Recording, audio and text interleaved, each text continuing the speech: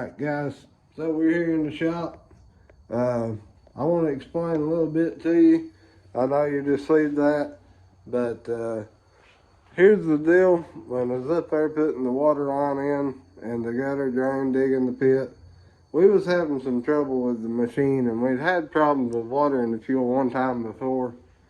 We took the tank off, cleaned it, and it got contaminated, so we took it off, cleaned it again. This time we had it doing really good, and then this time when it started, we cleaned the tank and done a bunch of other stuff. Had to do some work on the carburetor. Where it was so steep on that job, the pin slid out of the float, and the float fell down in the bowl on the carburetor, which had everything all filed up there. But we got that took care of. It'll run till it gets hot. When it gets hot, it's like you turn the key off, sets for a couple hours, all night, whatever, it'll start back. It would probably start right now, but I'm not going to do that. I don't want to get it hot because I need to get in here. I got to take this cover off. What we're going to do is we're going to replace the coil, replace the plug. I'm going to go ahead and adjust the valves while I've got it apart. I'm going to pull the tank and the carburetor, clean all that again, clean all of it up, put it back together. I got my exhaust tip. While I've got the hood loose and folded back, I'll go ahead and see if I can't fix that as well while I'm at it. But guys, I mean, come on, don't. People want to knock these little machines. I mean, for the money, you ain't gonna beat it. You know, they're handy around on the farm, they're handy at the house. Little jobs in yards and stuff, they're great. This machine's got 647 hours on it, so you know, I don't know what else anybody could expect from that, but has been very good for the most part.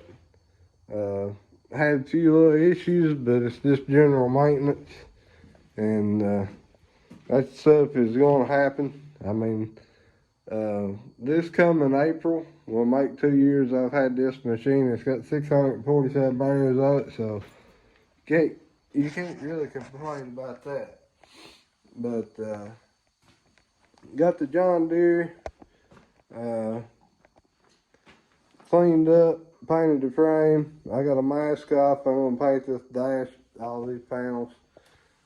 Take this off, get all this cleaned up and painted. It's looking better. I gotta get the wheels back off of it and do some stuff there. But for the most part, it's looking really good. And hopefully we can get it painted here before too long. And get it back together and get it on the roll. I've got a new carburetor and everything for it.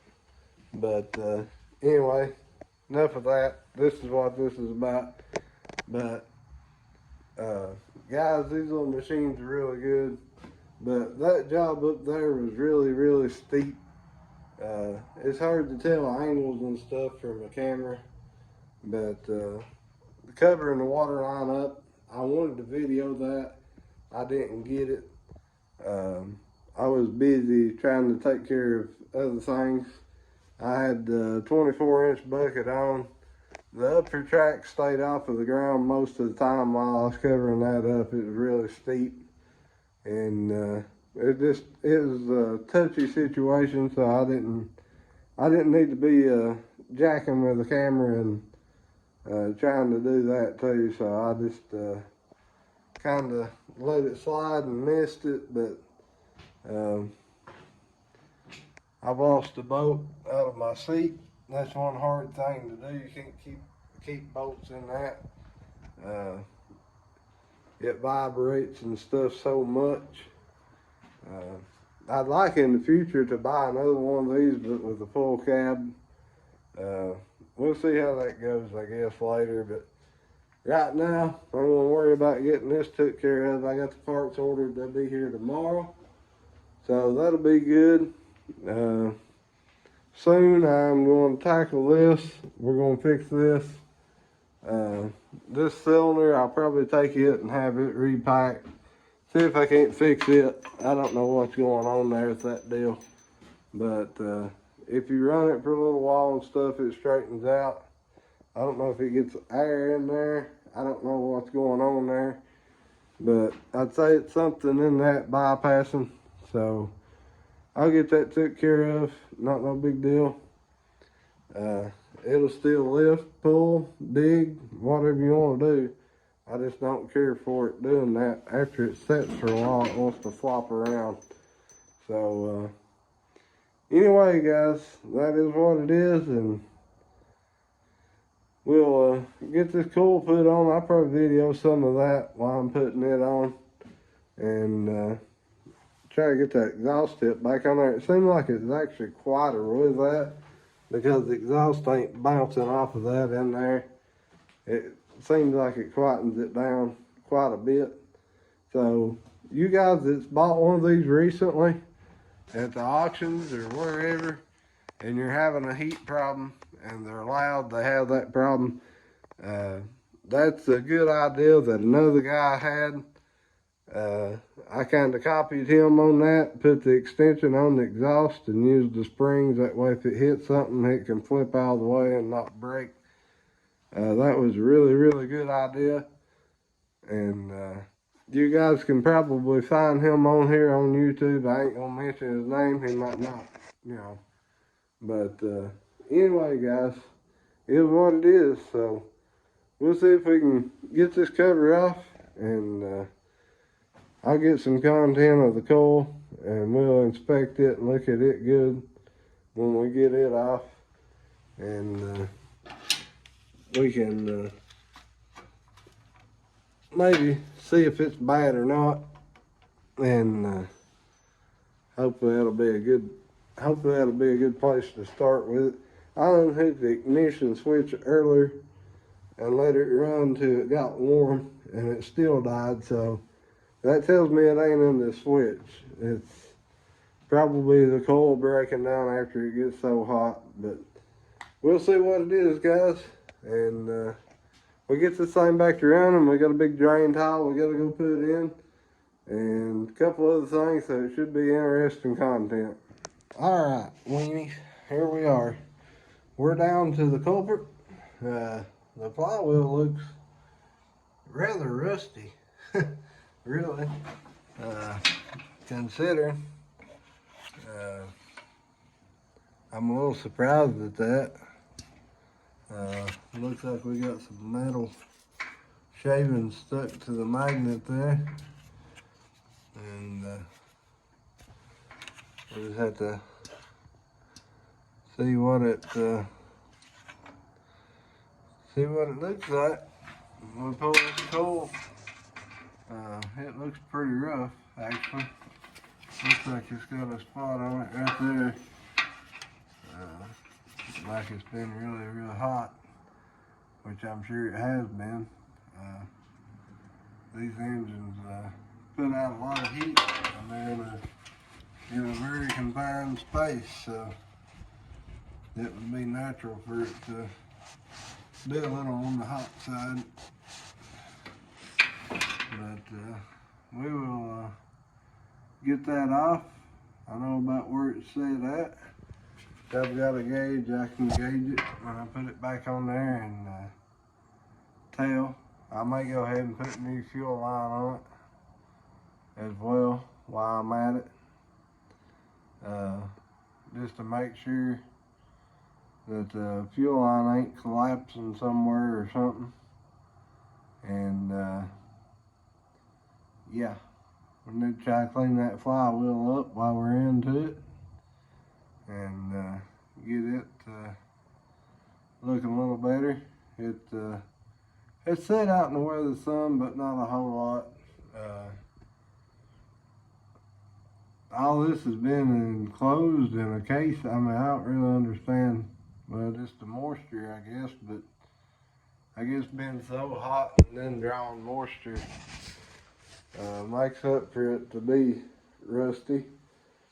But we'll take a wire wheel and a grinder or something and go over that and clean it up real good, and then we'll go back with it. Put a new coil on it, put everything back on it. I'm going to go ahead and adjust the valve while I'm at it. I have a filler gauge for that. And see if we can't get this thing cleaned up and get it back together and get it running good. So hold tight, Weenie. Alright, Weenie, so the groundhog's in here fixing to undergo surgery again. I got the wheel horse out of the way running. I had to move that. I wanted it out of here, out of my way. And the groundhog's going to undergo the knife again. We're thinking that the stator's bad. We had a lot of problems. It runs good till it gets hot, guys. We've put coil on it. We've done this, we've done that. We've determined that it's not in the fuel system. And me and the man behind the scenes that you all don't see on here very often talked about this yesterday, and we couldn't find anything really other than the stators. And we got to reading up about the stators, and they say that they do not take heat very well unless they're a really high-end deal, which this one's not. But maybe should try to find one that is. That would be better for that engine because it takes a lot of heat. But the thing is, you can order one for this engine for about 50 bucks if you can find them. So I just have to get the model numbers and stuff off of the engine and see if I can get a stator ordered and put it on there. And you guys keep your fingers crossed, hopefully that fixes it. The little motor runs good. Yeah, it don't rattle, it don't knock, it don't tick. You don't hear nothing out of it. It's just that when it gets hot, it wants to die. And we went through all the solutions and steps to see and troubleshooting, and pretty much comes down to the stator. So I think once we get that figured out, that we can go from there and put the stator on it. Hopefully that'll take care of that. But I need to have shop clean up today. It's a mess again. And got the old wheel horse running pretty good.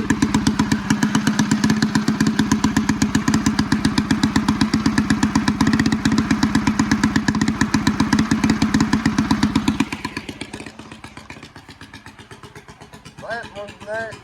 Hopefully we'll have that done maybe by next fall. I kind of want to have it done by spring, but I don't see that happening, honestly.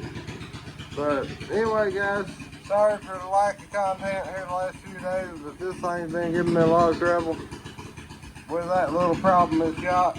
Ain't really done a whole lot, but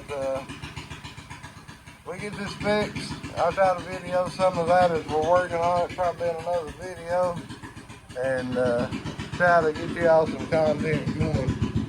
Because I got a lot of jobs coming up, and bad time for it to decide it wants to tear up. But you know, it is what it is. Like I said, you know, over 600 hours on this machine, so you can't really knock it. You can't complain about it. It's not easy hours. It's all been hard.